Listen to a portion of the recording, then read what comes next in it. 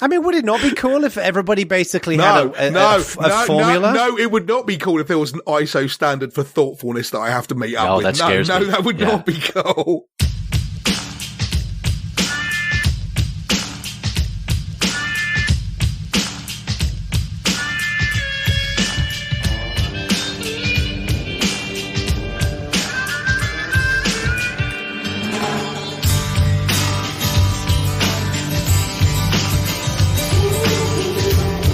Friends and enemies, welcome to Bad Voltage Season 3, Episode 37. My name is Stuart Langridge, and I'm here with Jeremy Garcia and Jono. I didn't think of a name.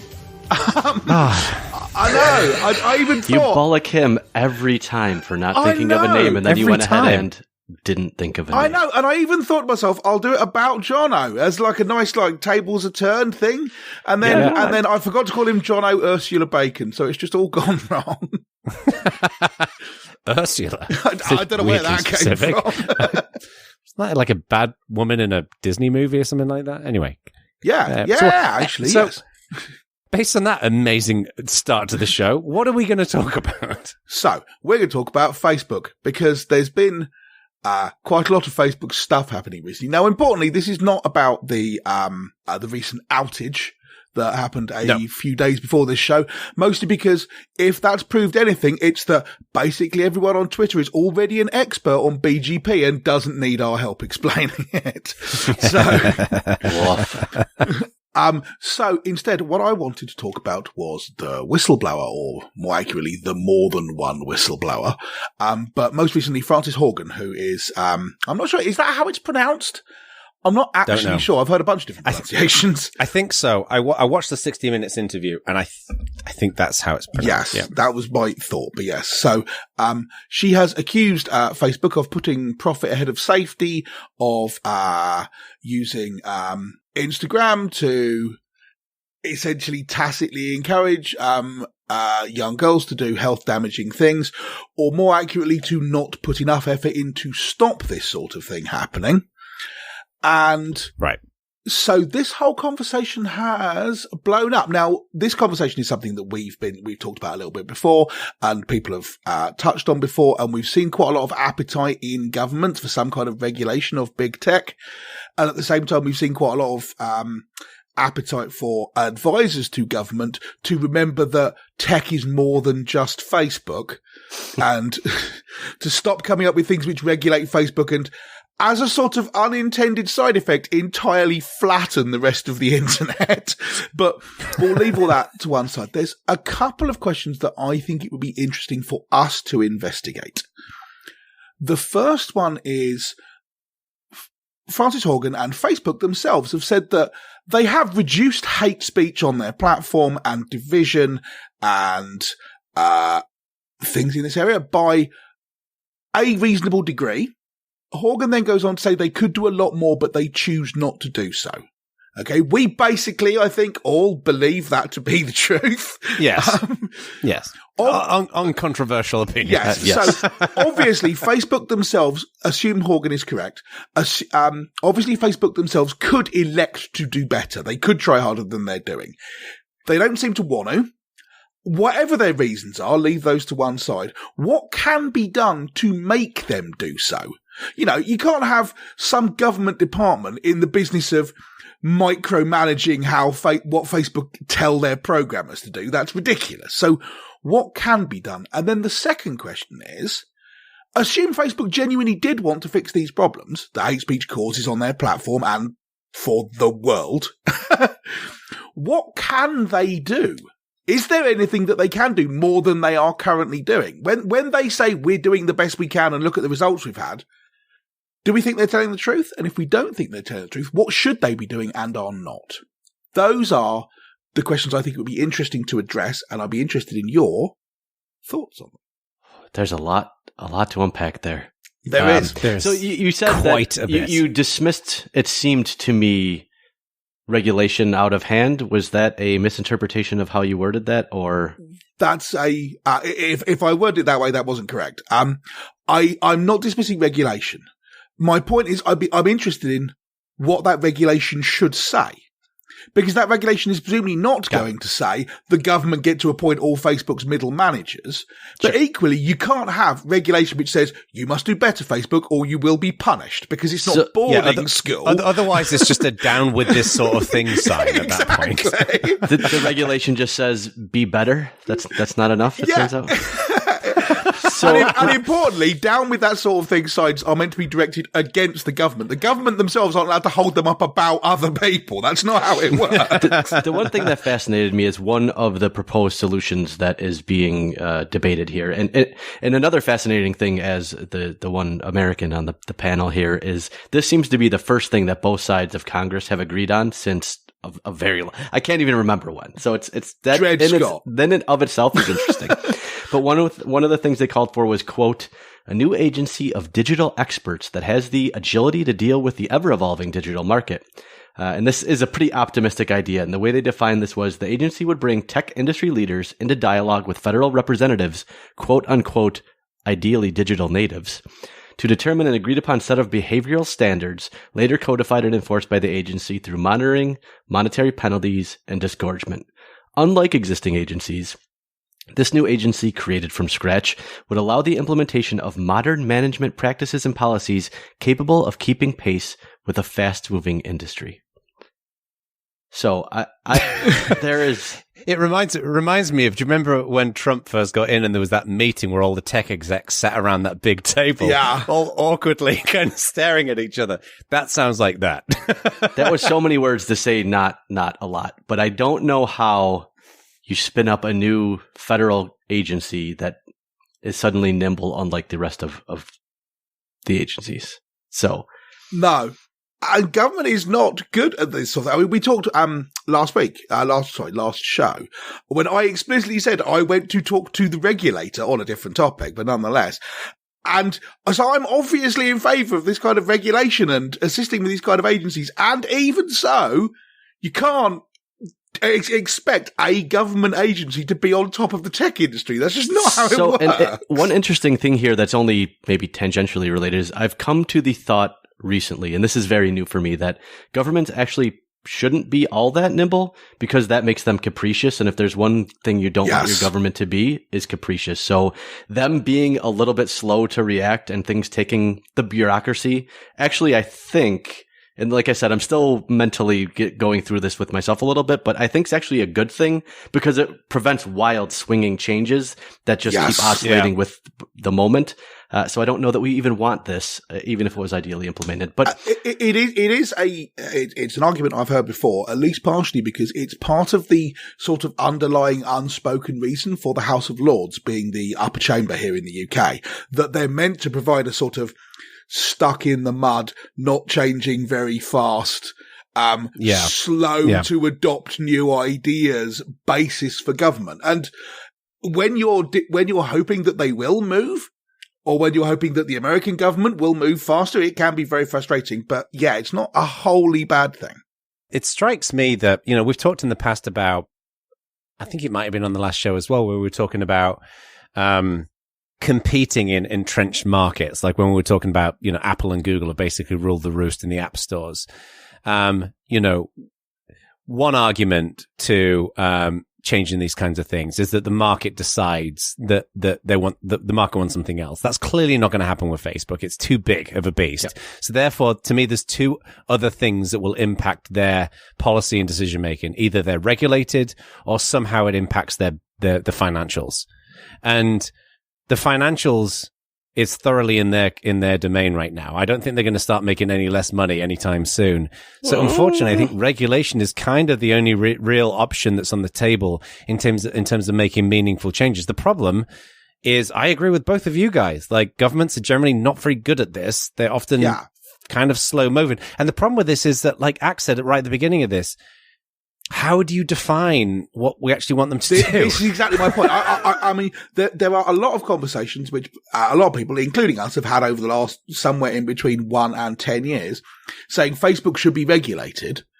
But no one seems to go on to say what that regulation should say beyond down with this sort of thing, which, as you say, we can't do. So, right. And I think, to me, part of the problem with a lot of the way that regulation actually ends up being implemented will, in the end, help Facebook, not hurt them, because they have the resources to do a whole bunch of regulatory things that a upstart will not have, and it will prevent competition. Yes. And yeah, this is exactly kind of the point that I was making about advisors to government. So if you look at Heather Burns and the Open Rights Group here in the UK, they've made a very strong play that if you are the government and you're looking to regulate tech, you're not allowed to think the words Facebook, because if you make laws which are basically about Facebook, exactly as you say, Facebook go, oh, we have to do all this stuff. Okay, let's just pay 10,000 people to do it.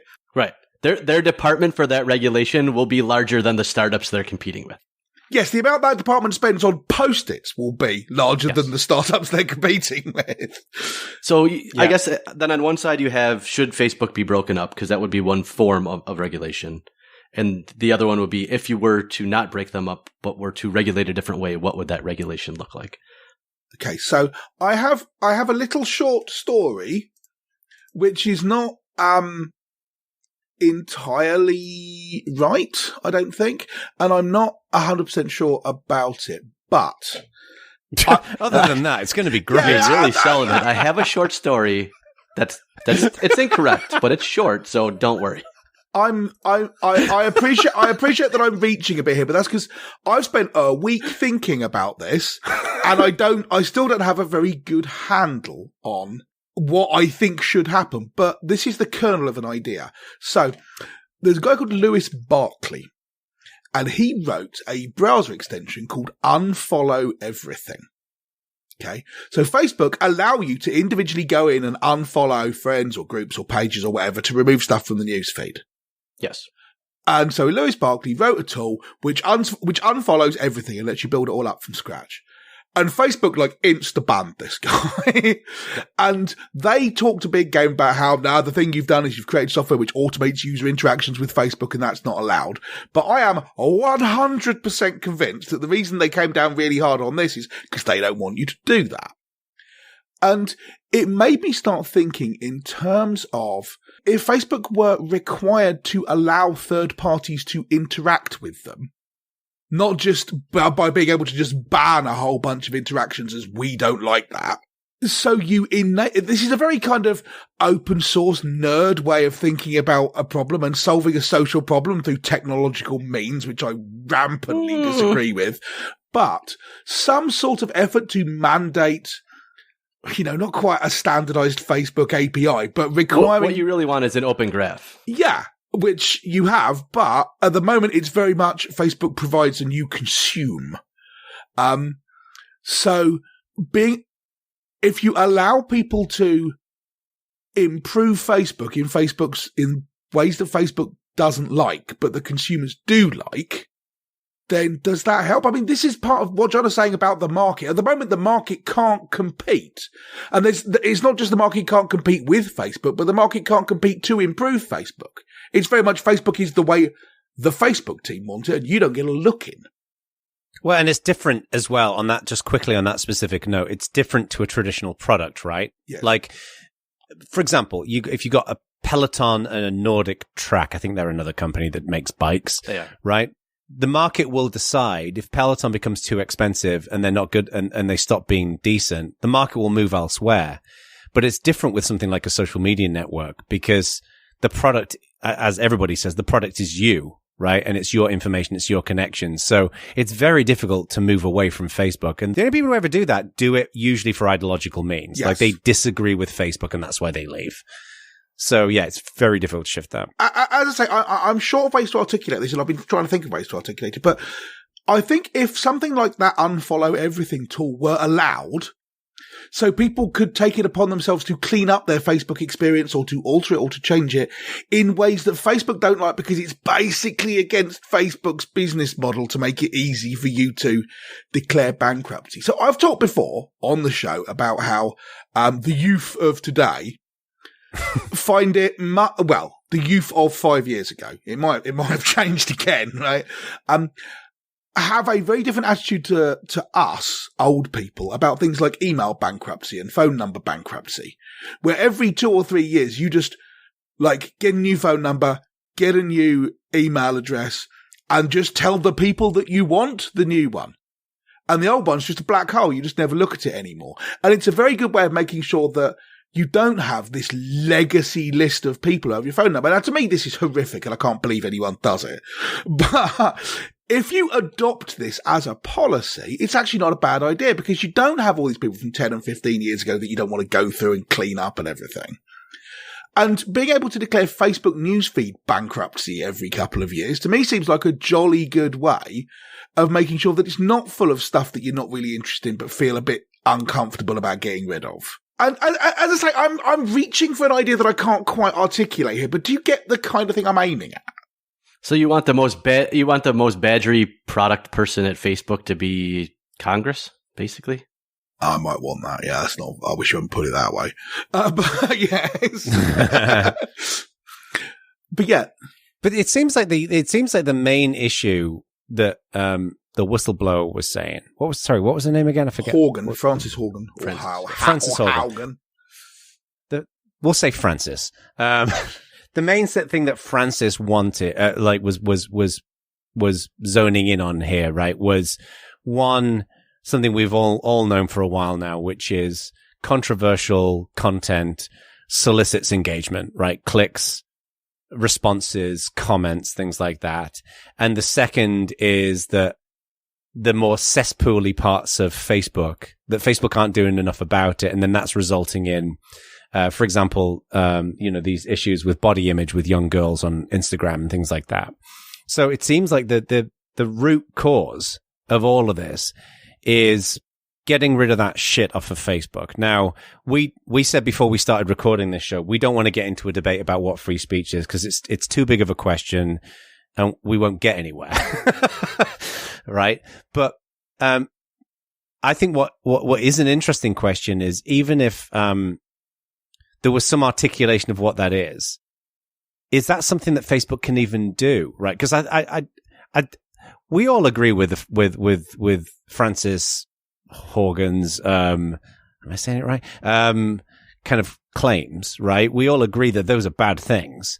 But even if Facebook just decided they wanted to do that, is it even possible? Like, I mean, there seems to, like, you can get rid of obvious stuff, like, let's say Nazi related material. You decide you're going to get rid of that. And I'm sure there's going to be keyword analysis and this kind of stuff. But I just don't know if it's possible for social media platforms to remove this kind of I just don't know if it's technically feasible. So I don't think it's about, at least from my perspective, removing the content completely. For all definitions of the content, like the most egregious stuff should immediately be removed. Yes, but there's always going to, where the line is will always be argued. And I don't think exactly where it is really even that germane to the discussion. I think with Facebook specifically, but other social networks as well, the fact that they have let the algorithm take over, and it's clear the most caustic posts are the most popular, which drive the next more caustic post, which is more popular. And that's become their platform. And it's not only become their platform, it's become their ideology, right? It's become engagement is the metric. Yes. And that's the only metric we care about. And by only caring about engagement, they have created a toxic place. Paradoxically, I think that increasingly people don't want to be. When you say Facebook will keep making as much money as they are, I don't think that's true.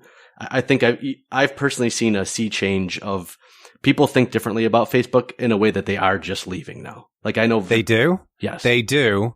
People have been saying this for years. Nothing has changed. Nothing has changed. People are still on Facebook. Yeah. The thing is, they just put up with it. Old people. No, loads of people are on Facebook. There's a reason why it's this. Yeah, and importantly, yes, even if we spot you that it's just old people who are on Facebook, people who are not as old are on Instagram, which is also Facebook. So that's a separate. Yeah. So if you're talking just Facebook, it's all the same thing.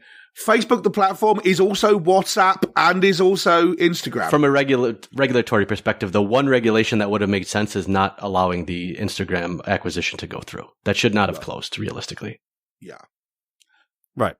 So that would be one regulation that makes sense. But I think to your reeling it back to, is it possible? Yes, I think a more chronological newsfeed coupled with not just caring about engagement, but actually caring about, I mean, humanity sounds like a little bit too much, but caring about something more than just a single metric and having every decision made by that metric, I think would demonstrably improve the platform. It would never be perfect, but it would be better and probably better enough. I don't know how you get them to do that, is the thing. Because if you say, okay, Facebook, there is now a law which says you have to care about more than engagement, that's obviously not going to work. So you're asking a different question now. The question was, if they decided to, was it possible? I am contending the answer to that is yes. Okay, no, that's fair comment. Yeah. So if Facebook decided they wanted to fix this, the way they should fix this is to optimize for something other than engagement. What should that thing be? Well, I was thinking about this because I'm not sure if you guys have seen this. I think this was on Twitter. I saw a tweet on when was it? Like a week ago, something like that. Notorious social network, Twitter. Right. Yeah, and I'd already read the piece. Like, I'd already read that. It popped up in my Google News feed. And I went to retweet it, and a little message popped up saying, do you still want to do this, given that you haven't read the piece? And I was thinking, that's a really cool little feature right there. Because all too often people just, oh, I agree with that, hit retweet, right? Yes. Based on the headline. They're doing a bunch of little nudgy stuff, which is either a good idea because they're doing something or not a good idea because they're not tackling actual problems, but whatever. So to make a comparison, do you remember years and years ago when discussion forums were new? You'd have these little things where, like, when you've posted 500 times, you get a little badge. When you've posted 1,000 times, you get a little badge. And they instantly got gamed in every single community, right? Mm-hmm. One of the things I love about what Discourse does with their trust levels is, Discourse trust level 2 is you've got to read a certain amount. You've got to post a certain amount. You've got to you've got to have some things like you fill in your profile. There's no flags. It's an amalgamation of activity and it's more representative of good contributions. I wonder whether it not being bluntly, to your point, Jeremy, about, reactions and comments, which is pure engagement, whether if Facebook were to somehow have a set of other metrics, such as do you read material and what is the level of, clearly offensive material that in the history of your participation. To me, the success criteria here is, can you have a reasonable debate with radically different viewpoints on Facebook and that manifest in the news feed, right? And have somebody just throwing up an unwanted political opinion and everyone goes into the bun fight and have that not manifest in the news feeds. That to me is the success criteria, because one is a meaningful conversation. Well, and I think Twitter, if you look at this like 6 months ago, they changed their algorithm to, if you keep retweeting things, it will say, we noticed you haven't read any of these retweets. Are you sure you want to retweet this? And it adds that friction because they don't just want to have mindless things go viral. And I think that's what's so nefarious sometimes about the way that the Facebook feed algorithm works, is it makes it seem like, well, of course everyone agrees with me, except for my idiot uncle, who I eventually have to unfriend, because all you see is a seemingly random series of posts that enforce your viewpoints exactly, but they're not random. Yes. No. Because they are algorithmically chosen to make you think everyone believes this thing. Yes. Which we understand, but I don't know that most people, I don't think, understand that their newsfeed is really curated by an algorithm, not by a human, curated series of things, not just everyone posting stuff. Well, so here is the thing. One of the things that I considered as a suggestion for this, when Gamergate was going on, Randy Harper built a thing called GG Auto Blocker, which picked 5 leaders of the Gamergate hate mob conspiracy, and it basically made it easy it blocked anyone who followed more than 2 of them. So you could run this thing. And this is, again, like the kind of third-party tool to help you curate. This was for Twitter, not for Facebook. But this is a third-party tool to help you curate your Twitter experience, even though Twitter didn't want you to be able to do this. And that plays into the sort of thing I was talking about earlier, about third-party tools to help you with the Facebook experience.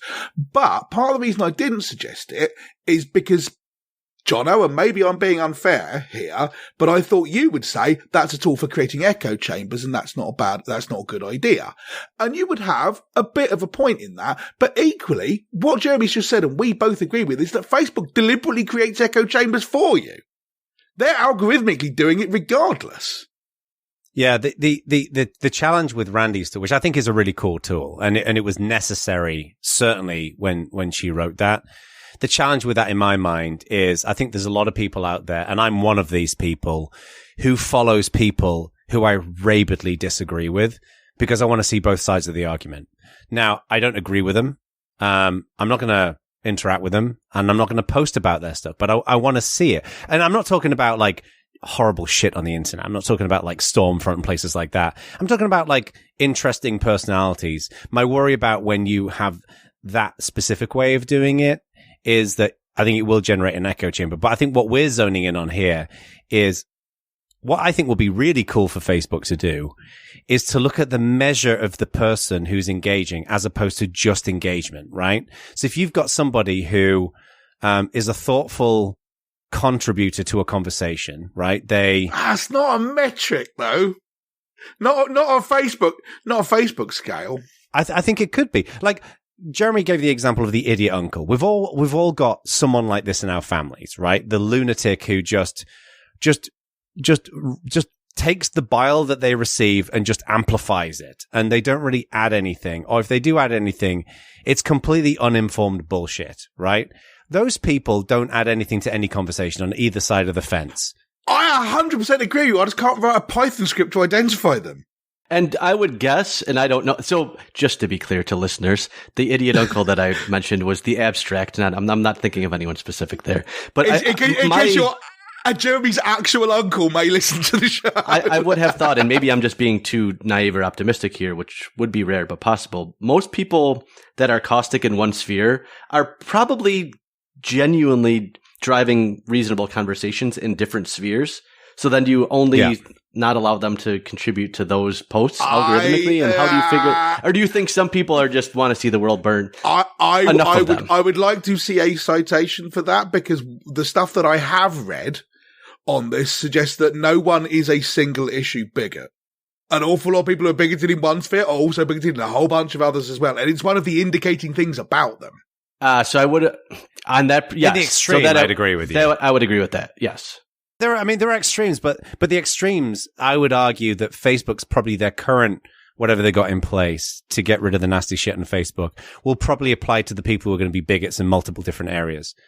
So, Jono, the thing I was trying to get across is, when you were saying people who just amplify stuff and don't contribute to the conversation, that is something you can tell algorithmically.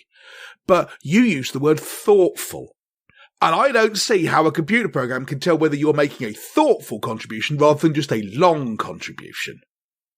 Right. It feels like any metric you come up with is first of all gameable, and secondly, the people who are in the business of creating division on social media platforms have proved themselves to be a lot better at gaming algorithms than algorithm people are at stopping themselves being gamed. The reason why people are able to game the algorithms is because the algorithms are stupid, right? I'll give you an example. One of the things I have seen consistently in the marketing world that people say, and I don't think there's anything especially wrong with this, is that if you do Facebook live streams, right, the live stream is not, your live stream won't be recommended based upon how many viewers you get. It's how much people interact with it, right? So that's one of the reasons why people who do Facebook live streams will always ask you where you're connecting from and try to get people typing in, because then you're gaming the algorithm to recommend your future live streams to more people. But the reason why that works is because we know what the one metric is. It's typing stuff into the comment box. Take, for example, the discourse example, trust levels. In that, and that's a relatively simple thing, they're measuring like 5 different things, right? So if you want to game that system, you need to know the recipe for all of those 5 different things. Facebook, apparently, from what I've heard, for each individual account on Facebook, are able to track up to 10,000 data points, right? So I think that Facebook could arguably come up with some amalgamation. It won't be perfect at first, where they measure all of these different elements and they're able to come to some reasonable degree of thoughtfulness, right? Assuming, again, as we said at the beginning of this little game, that they want to do it. Right, yeah. I think a reasonable level of thoughtfulness, though, is going to be the problem. Yeah. Well, and that's where the question is, like, is it even possible? I mean, I don't know if it is, right? Like, to me, the sniff test here is, did you guys see that Heineken advert that I tweeted about? Did you see this? No. All right. This is actually relevant to this. Anyone should go and look up Heineken. It's on my Twitter feed, but there's like Heineken. I forget exactly what the name of it is. I'll look it up and mention it in a second. But what they basically did is it's a really cool ad. They basically bring people with they interview a bunch of people about their political opinions. And there's some people saying trans people are terrible. And some people are saying trans rights matter and all this kind of stuff. They put them in a room. They don't know anything about each other. And then they get them to kind of work on a project together and they build a bar. And then what happens is they show them, the video of them sharing their political opinions.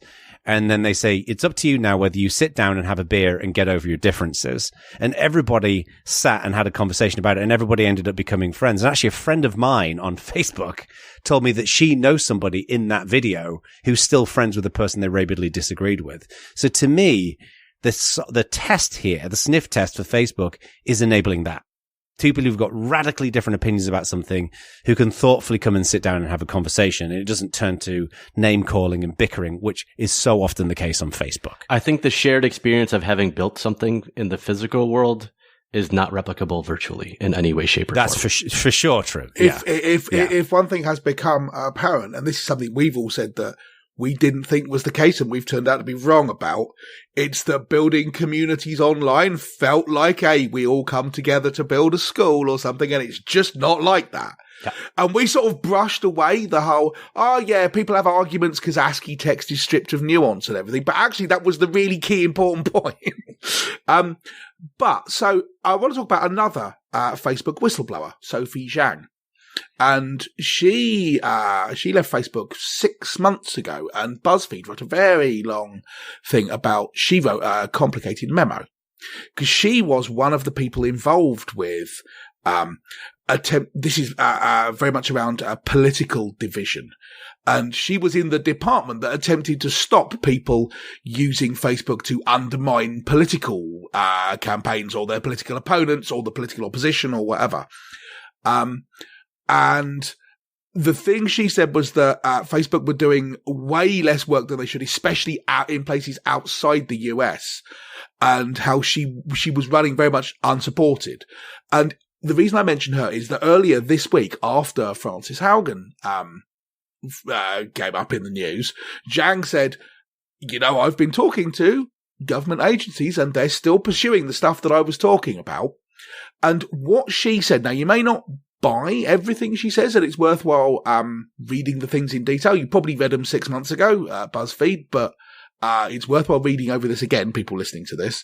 But she said she did not believe that the failures she observed during her 2.5 years at the company were the result of bad intent by Facebook's employees or leadership. It was a lack of resources and the company's tendency to focus on global activity that posed public relations risks as opposed to electoral or civic harm.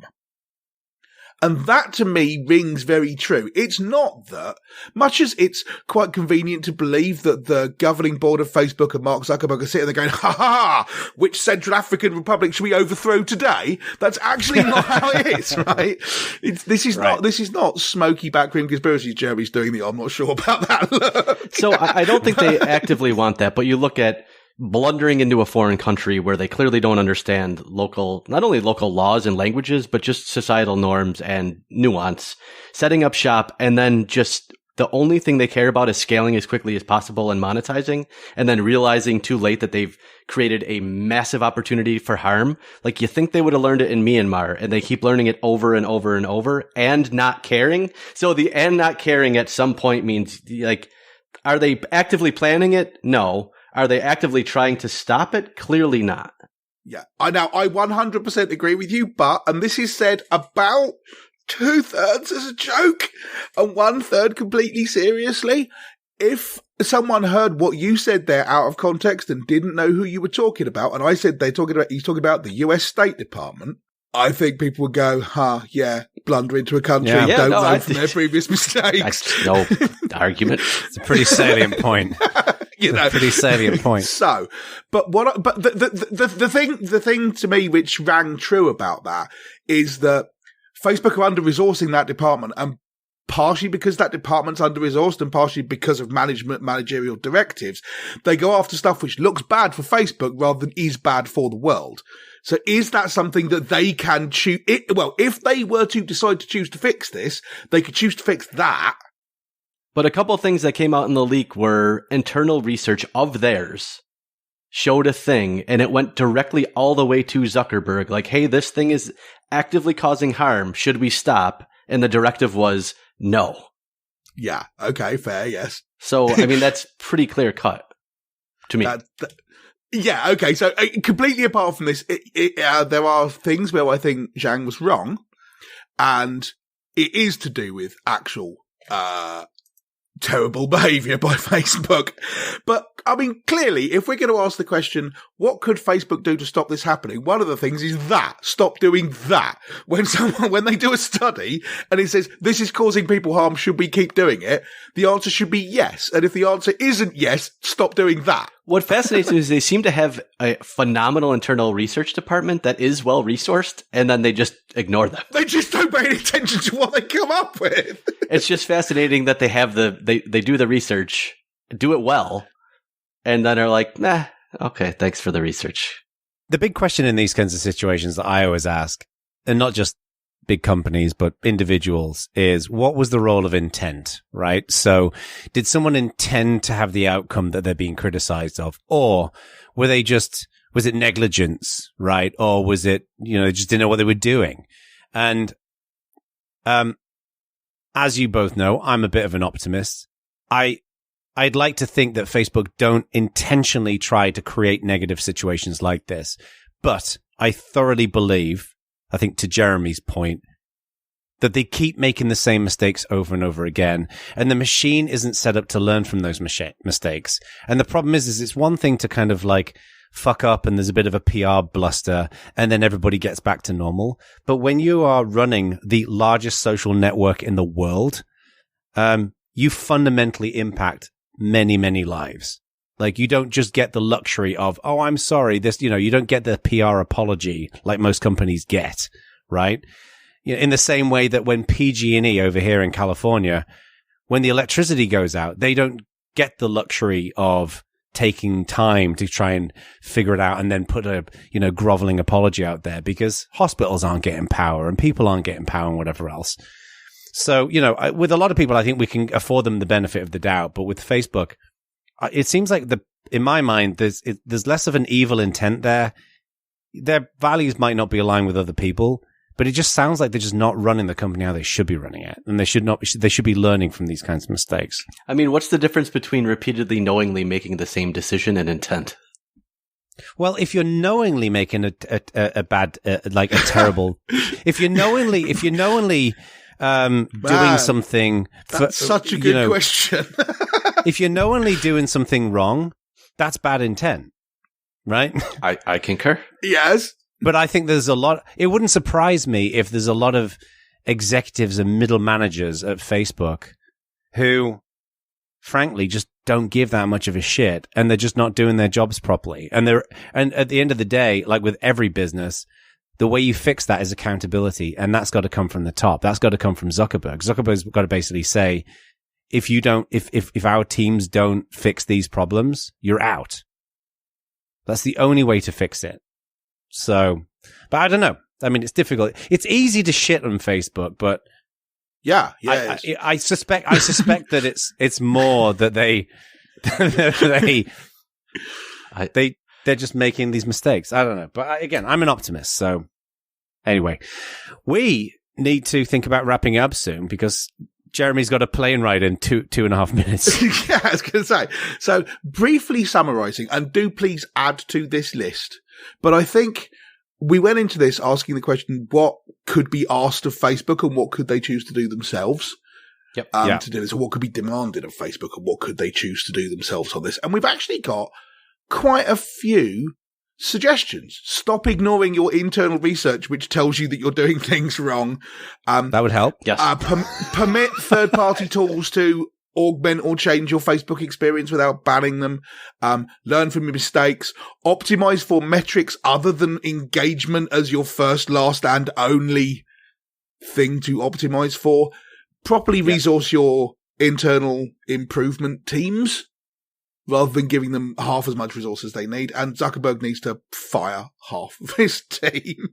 Zuckerberg also needs to not ride on any kind of craft with a giant fucking American flag ever again. That was so bizarre. I mean, yeah. Yeah. So one thing I would be curious to discuss with the Bad Voltage community and head over to our Slack or forum to chat about this is the one thing here that's the most interesting to me from a technology perspective, because I think a lot of this is really not about technology, but one piece is very much about technology. And that is, if you're a company over a certain size, should there be a mandate, especially if you are a platform predicated on social networking? Is there some level of open data or open formats that should be mandated at a, I guess, government level? I don't know what government would be able to mandate it. Perhaps the US, perhaps the EU. But is there some level of open graph or open data that should be mandated for companies this size? And if so, where would you draw the line and how would you draw it? I would be curious to see what the Bad Voltage community thinks about that. Yeah. One final question for the Bad Voltage community. Wouldn't it be cool if there was like an open source style standard or project where the recipe of all those data points for what goes into what thoughtful communication means? Wouldn't it be cool if there was a project for that? And what would you measure to influence what's thoughtful and what's not? Don't tell people, hey, let's collect loads and loads of data about people in order that we can work out more about them. No, just stop collecting the data. I think you just recreated Flock from First Order Principles. Congratulations. Dude, so the ship of collecting data has already sailed, and it sailed about 20 years ago. Okay, my point is, given the world that we live in right now, wouldn't it be cool if all of these companies were working together to determine how, given the data that they've got, how they can influence what actually is thoughtful and non-thoughtful conversation? I agree. Why should this only happen inside of Facebook? So you want like a GPT-3 model for thoughtfulness? I want a standard for what thoughtfulness is. Okay. So the three of us broadly agree on many things, and I don't think we would define it the same. So defining it for Earth seems like I'm not saying it's not a big question. Untractable. Okay. I'm not saying it's not. Also, when you figure that out, figure out how to stop how people can use their fucking turn signals, because that continues to annoy me. Okay. So Jono, yes, I agree. That you think that would be cool. So I mean, would it not be cool if everybody basically had a formula? No, it would not be cool if there was an ISO standard for thoughtfulness that I have to meet up with. That scares me. That would not be cool. You are not understanding what I'm trying to do here. I'm basically saying that on Facebook, if they were to figure out how to differentiate between a reasonable person having a reasonable disagreement with someone and a dickhead having a disagreement with someone, why not share how that how they figure that out with the world? Isn't that the whole point of open source and open standards? Okay, yes. I will buy that. That's what I'm saying. Honestly, I don't think what you're describing is possible because of Goodhart's law. If you come up with a thing for this, then it will be gamed almost by definition. But I think if you've got so many data points, it can't be gamed. That's the point. You can game it if it's one data point. The forum posts. If Facebook are measuring 1,000 different data points, and then through that 1,000 data points, there is a formula that determines thoughtfulness, you can't game it. It's impossible. There's no visibility on it. There's nothing to see to game. So, well, gaming it is not the problem. Anyway, Jeremy, I'm assuming Jeremy is like he's taking tiny micro steps towards the airport as we speak. No, all good. Huh? He's also going to have the angriest flight. He's going to we needed another 20 minutes of this conversation. I'm going to sit in an airplane. So this conversation could have probably gone on for another 2 hours, to be honest. Oh, yes, without even trying hard. Yes, absolutely. Yes. So I will be interested to hear what the Bad Voltage community think. So do let us know. And we should say to everyone who's watching Marius edit this on Twitch, we think Marius is great. Really, we do. Now that you've been through all of this. Cheers, Marius. And thank you, NerdZoom Media, for editing this. Thank you, Marius. All right. Peace out, everyone.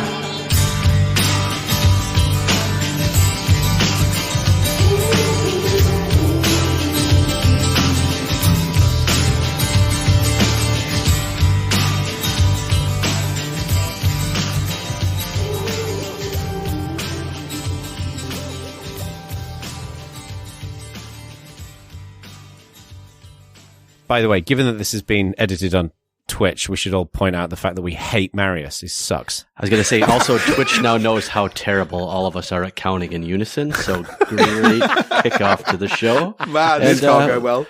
Welcome, everyone on Twitch. Well, was Marius on that list of Twitch Ultra paid? Yeah, there was Critical Role, and then it was Marius. You know what? No, it wasn't. I'm never saying the word ultra paid Twitches ever again. Anyway, who's starting? Who Am I wants the starting? intro? I'll do it. Yeah, you do it. Intro it and then introduce the topic. All right.